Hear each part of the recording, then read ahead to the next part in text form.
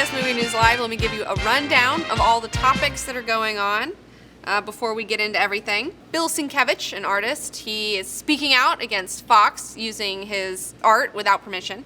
We got H.P. Lovecraft TV Show anthology, a Flatliners sequel. Ego the Living Planet may be making an appearance in Guardians of the Galaxy 2. And we're also going to be talking about a couple of a Comics Corner. We're going to be talking about Weird Love Volume 2. Tell you about a really awesome little deal I got from Electric Fang, a little toy that's ridiculous. And and the Mermaid Splash remake.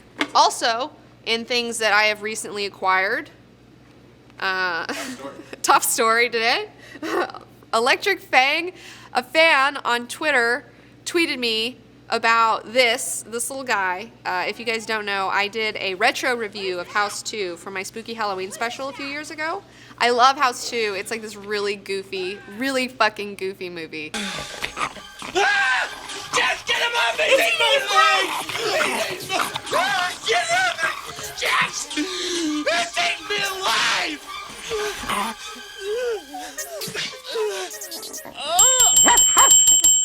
It's a cat puppy! It's cat Charlie. Charlie. I can't even handle it. I can't even handle how cute that thing is. Okay, and it's one of my favorite weird, bad. It's not bad. I don't know. It's just awesome. And within it, there is this caterpillar dog. I call him the catter puppy. And he is my favorite little, like, weird dog. They find him in some jungle in the room in the house, and he, like, is hanging out. So yeah, here he is with Gramps, and I'm surprised they didn't get the shot of him, Gramps feeding him the bottle of beer. But yeah, so there's these two brothers, Electric Fang. You can visit their website, electricfang.bigcartel, and they just create some weird little action figures that like nobody asked for, and because they get a kick out of it. And I just couldn't believe that somebody made a catter puppy, and I bought it, and it's sold out. It's already sold out. So I don't know if they're making another one. I don't know what the deal is, but I'm so fucking glad I bought this because it's the best. And I never thought in a million years that there would be a catter puppy little action figure guy. And they even put moss in the little deal because he falls in the moss in the movie. It's just, god damn it, you guys, Electric Fang. Yeah, T-Bone wants the pterodactyl baby. You know, I kind of want Bill Maher is in the movie. I kind of want Bill Maher.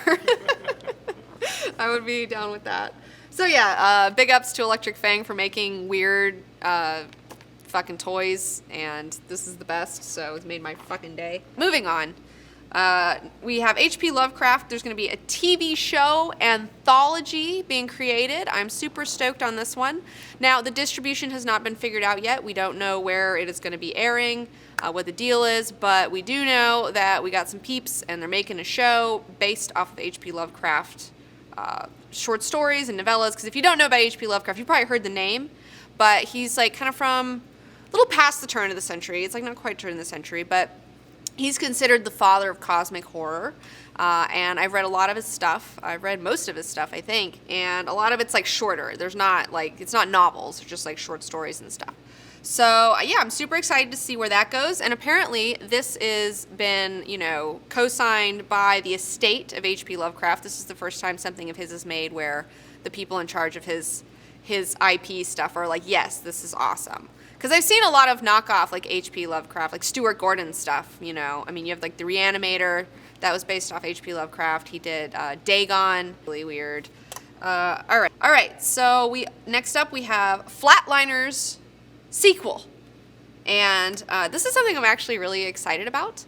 Because, A, it is not a remake. It's a sequel. And you're going to have Kiefer Sutherland. He's coming back to reprise his role. I guess Pretty Woman isn't coming back. Julia Roberts, she's not going to hang out. Kevin Bacon should come back. Oliver Platt, I mean, like, these guys are great. I really like this movie. I have it on DVD. It's got really good lighting in it. I like all the weird lighting. But if you don't know about Flatliners is about a group of college medical students, and they're running these experiments on the sly where they will medically induce, like, death in each other, and then let them like die and try to experience it and see how long they can stay under, and then poof, bring them back to life. And then hopefully the person will come back with some recollections to tell them of like the other side. But when they do that, like some weird shit starts happening, you know, like some shenanigans start going on when they come back and they start seeing these like things and people, and it's a whole deal. So yeah, I'm super stoked. I think it's a fucking fantastic idea for a story. I'd like to see more Flatliners stuff. And yeah, I'm super stoked. Flatliners sequel.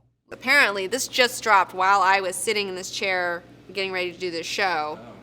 Channing Tatum is going to play the mermaid Madison, although I'm sure his name's gonna be different. He's gonna be the mermaid in the Splash remake.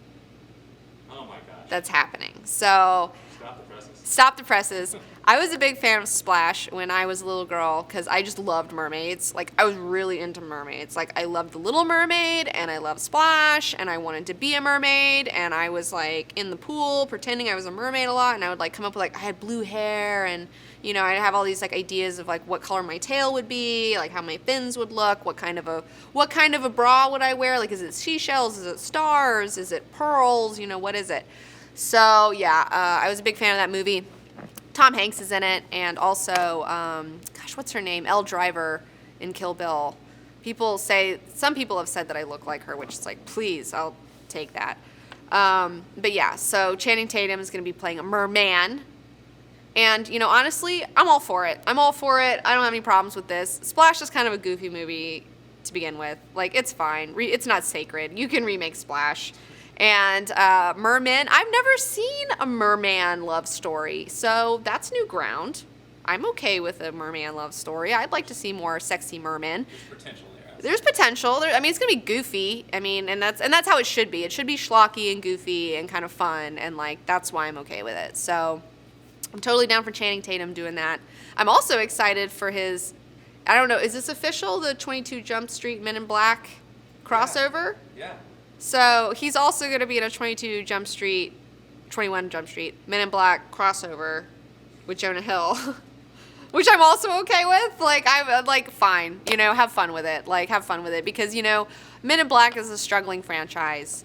You know, where is 21 Jump Street and 22 Jump Street? Where are they going to go next? You know, it just seems like a logical progression, like Aliens. It makes sense, frankly, yeah. It does make sense because I really enjoyed the Jump Street movies. Surprisingly, I'm not a big comedy movie person, but I did really enjoy those movies. So I'm down. I'm down for weird Channing Tatum stuff. I think that he's cute, especially when he's just playing himself, you know. I don't know if he's the best actor in the world, but he's great when he's just being charming old Channing Tatum. T-Bone, you've met Channing Tatum. That's right, I did. Where did you meet him? On the set of Step Up 2? Yeah, that's right. Yeah, The Streets. Was he a cool guy? Yeah, he was very friendly. He was very friendly, so we heard it here. Channing Tatum is a very friendly guy. Yeah, T-Bone would cast him in a movie. All right, so next up, we also have Bilson Cabbage. He has spoken out. He is a wonderful, amazing illustrator and artist. He's worked on a lot of comic book stuff, particularly Elektra Assassin is a big thing that he's done. He also worked on New Mutants. And most notably, he did a lot of covers for Dazzler. I love Dazzler, so, you know, I have a lot of, every time I find a Dazzler, like old Dazzler comic that he's done the cover of, I buy it. And in fact, I actually have the issue in question here. Okay, so here's the scoop, right? Do you remember when X-Men Apocalypse was coming out? And they had this promo image of Sophie Turner and that guy who's supposed to be Cyclops, and they're in a record store looking all 80s out, and they're looking at albums, and Scott's got this album. He's holding this Dazzler Sounds of Light and Fury. And the scene is actually not in the movie at all. So yeah, but apparently at San Diego Comic-Con, Fox, they're getting ready to release X-Men Apocalypse on Blu-ray balls. And so as one of their promotional things at San Diego Comic-Con, one of the giveaways is they were giving away some sort of, I don't know if it was a fake record or a record or something, I don't know, but it had this album art on it. And Bilson Cabbage was at San Diego Comic-Con. In fact, last year at San Diego Comic-Con, I bought a Moon Knight print from him because he also did some awesome Moon Knight artwork. And he said all these people kept coming up to him being like, oh, will you sign this? And he's like, what the fuck is this shit? He had no idea. He had no idea that they had been using his artwork. They gave him zero credit They gave him obviously like no money for it or anything. They didn't even like comp him like, oh, here's some of the fake album things that we made for you. And he even said, and this is the sad part, that what it looked like is they went on Google Images and found the lowest resolution, crappiest like thing of this, and then used that and printed it, and it looked terrible. So like, not only did they use his art without his permission or compensate him or give him any credit, they also used a really shitty version of it. Like, that sucks. Like, that's so low, Fox. Like, that's so fucking low. In fact, I'm friends with Bilson Cabbage on Facebook. I met him a couple of months ago on Collider Heroes with John Schnapp. And he's amazing. He's such a really awesome guy. So I got to see this whole thing unfold. Like, I was there when he posted that Facebook post about it. And then Hollywood Reporter picked it up, and a bunch of other people have been talking about it. And in fact, you know, I want to kind of watch a movie with me. Like, I've been doing this thing for my Patreon patrons where you can watch a movie with me once a month live. And I think it'd be really funny to watch X-Men Apocalypse with Bilson Cabbage and us just talk shit about the movie the whole time. This is, I don't know, I'm putting it out there in the universe. I'm hoping, I think he's down though. We connected when we were talking on that show, because I told him about how his Elektra Assassin cover like burned into my mind as a little girl, and how I wanted to be a badass like Elektra Assassin. So yeah, and also, you know, the Dazzler thing. It is upsetting because it's like you see this time and time again where artists just aren't treated well, and people steal from them, and they steal their images and they steal their artwork. And like, even Zara, I saw this whole thing that Zara's just been like finding these people who make these really rad pins and then ripping off their designs and then mass producing them and selling them. Urban Outfitters also does this sort of stuff. I mean, people do it all the time. It's really lame. So somebody's got to stand up for artists, and I went to art school. I consider myself an artist, so like, fuck that shit. That shit's lame. I'm not surprised to hear that Fox is doing shit like that, because they don't give a fuck, because nobody does. Because I think it comes from like a jealousy. I think that people are just like, oh, well, you get to be an artist and draw, and I have to work this shitty job, so fuck you. You know, we're not gonna pay you for anything. And you're like, dang, this sucks. Well, I'm sure it's an outsourced marketing team, but like, come on. I mean, that artwork comes from somewhere. I mean, you know, they should know better. They should know better. I mean, they should at least give him some credit and be like, hey, Bilson Cabbage did this. Cause like, I remember, I don't know, I should have asked him about it when I saw that image, like that was on Twitter. But yeah, I know, that's what, yeah, he said his friends physically restrained him from going over there and like talking mad shit at the Fox booth. But he's like, but in hindsight, he's like, I didn't want to yell at a bunch of hapless just people working at the con who have nothing to do with this, you know, like, but yeah, I can see where his rage comes from, and I get it. And sorry, bro. Sorry, Bilson Cabbage. All right, moving on. So in our comics corner, we got a little teeny comics corner today. Not a lot of crazy stuff going on. But the good folks at IDW, they sent me this copy of Wierd Love, Volume 2. I actually wrote the foreword for Wierd Love Volume 1 because I love Wierd Love. And I almost bought this. I was at House of Secrets. And I almost bought this, but then I didn't, and I bought something else, and I can't remember why. And now I'm so glad that I didn't, because they sent this to me. And I was like, nobody ever sends me free comics. And I'm just like, oh, thank you, Craig Yo and IDW, you guys. And if you don't know what Wierd Love is a collection of old romance comics from the 50s, 60s, 70s, a little bit of 70s in there. But they, like these, like Craig Yo and Clesia Gusani, like they go through these old comics and they find the most fucked up, weird, non-PC, bizarro love stories, and they like put them all in this great collection. And it's like, oh, this thing is just, it's so well like put together. Like, I love all these like images. Like, look, she's dreaming of all these men just like jumping over hurdles. And there's like one about a ventriloquist dummy, a girl who's dating a guy who's got a ventriloquist dummy, but he can't say that he loves her, only the doll can say that he loves her or something. And she's like, no, you can't, we can't hang out until you tell me that you love me. And there's this, oh man, there's this one in here, Second Fiddle. Okay, this is about these two girls, these two sisters. They're in the circus, right? And one of them's a little sister, one of them's a big sister. The big sister's like the big cat tamer, you know, and the little sister's just her helper. And the little sister has a crush on this guy, Dick, you know. And, Dick's all over the hot older sister, right? And so one day, like, the tiger, as much as she should, to, like, make him more ravenous, the tiger attacks her big sister may have taken the big sister's eye, almost killed, like she almost didn't shoot the thing either. So she shoots the animal, and she kills a fucking innocent tiger too, which is like really big bummer. She kills the tiger, saves the day, saves her sister. Nobody knows that she did that, but then she just, in the end, like she doesn't get the guy, and she's just forever the second fiddle, and her sister almost died, and she's crazy. We've got another one in here. Let's see here. Where's that one? One about hippies, flower love. That was a good one. Whoops. One more. Okay, one more. I didn't like Savage Love. Men were my business.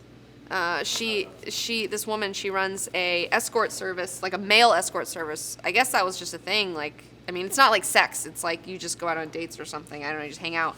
And she falls for one of her dudes, and she's like never falls for her dudes. And then this guy, he keeps going on these dates with this like one person, and then she gets really jealous. She has to fire him, and then he's like, "Why are you firing me?" And then they go, and he shows her that the woman he's been hanging out with, which is an old lady, and then he proposes, and they're gonna get married and move to South America. So a lot of these, you just end up like they get married at the end. Like Crack Up, this guy, this woman, her parents die in a train crash. And she blames this one guy in the paper, but then he's cleared, and she starts dating him because she wants to like crush his dreams. She wants to like make him fall in love with her and then ruin his life. But then she actually kind of does fall in love with him, and then she almost pushes him off a cliff, and then they get together in the end, and it's fine. So yeah, Weird Love. I joined a teenage sex club. That's the first one in here. That one's pretty good too. So yeah, check these out. He called me jailbait, or they. There's never. I mean, they never actually show any actual sex or anything. I mean, these were like created for little girls.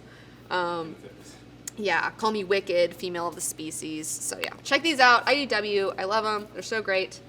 It's the best. So yes, I'll take some questions if you guys have any thoughts. When is the X-Men documentary Volume 3 going to be on the YouTube channel? Asks Draco. First of all, cool name. Second of all, I don't know. T-Bone? You want to help me out with this one? What are you thinking? Do we have any projections? We haven't really even talked about this. Ad yet, and we're going to be releasing the first 10 minutes on YouTube as an ad. Okay. So you've got it before it hits YouTube. It might be next year. Okay. So T-Bone is speculating maybe next year. I'm thinking maybe before next year, but we are going to put out like the first 10 minutes pretty soon, or some sort of big clip of it to whet your palate, to hopefully help us make our money back on that bitch. So yeah, and then hopefully when we make our money back, then we can release it for free. Why don't you explain how the whole process works? There is a budget, and we have to. Yeah. With Epic History X-Men Volume 3, there is a budget, and we have to make that budget back before we kind of put it out for free for everybody. So, I mean, I think I haven't checked it recently, but I think we're pretty close to breaking even on it.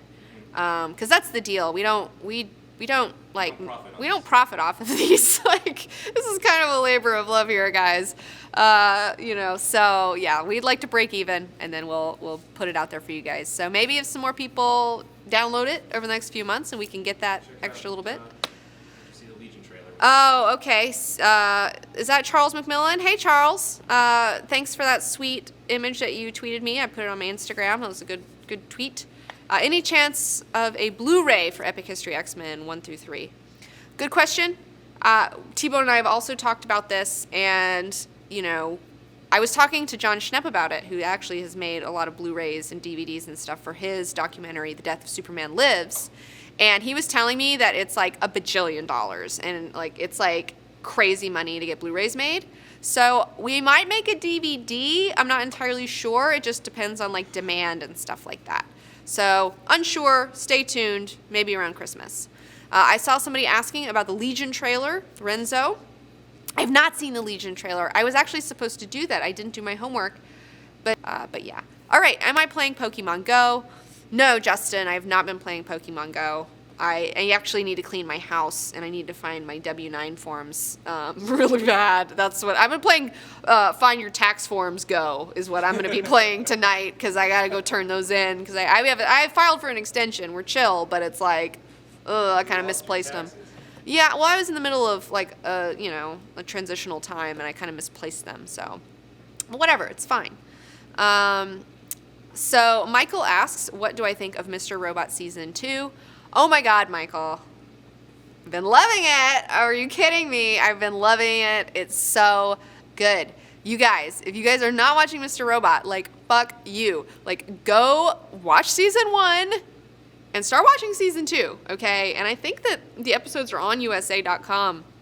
And they're, god damn it, it's just, they're so cinematic. It's like watching a movie. It's like the way that they're, like, the way that they're shot, the way that they're acted, the way that they're written. Like, I'm just loving this story. I love the new characters that are going on. I love Angela's story this season a lot, okay? Because she's in the belly of the beast. She's working at E-Corp, and she's, like, listening to those, like, little things all the time that are like, oh, you are powerful. You can manifest anything that you want.